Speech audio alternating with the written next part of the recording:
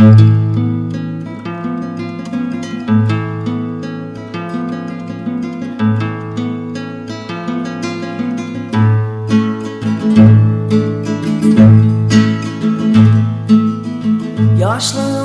gönlüm gitti bargıyla.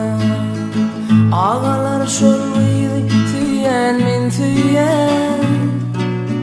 Tüyenliğim size iletim beyan. Ey ağalar şorluydu tüyen min tüyen. Geçen günlerimizi yatla otursa, başım sıypap ışık gölüne batırsa, şimal gelip meni büyüğe götürse, ey duru asman aydar süyenin süyen. Kosarlarım bana sütüm etse de, kol ayağım bağlar çöle atsa da,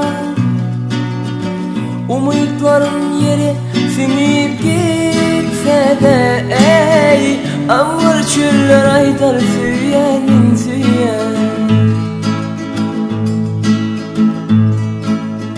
Bağan için kömrüm geçirdim bile, armağanlar men bolmasam bile. Ne deyin aşk men bir gözür güle, ey bütün elim bilsin süyenin süyen. Ne deyin aşk men bir gözür güle, ey bütün elim bilsin süyenin süyene.